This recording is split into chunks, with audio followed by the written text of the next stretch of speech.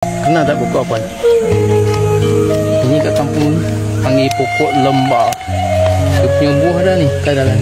Kalau masak memang sedap. Dia minum air, dia punya manis.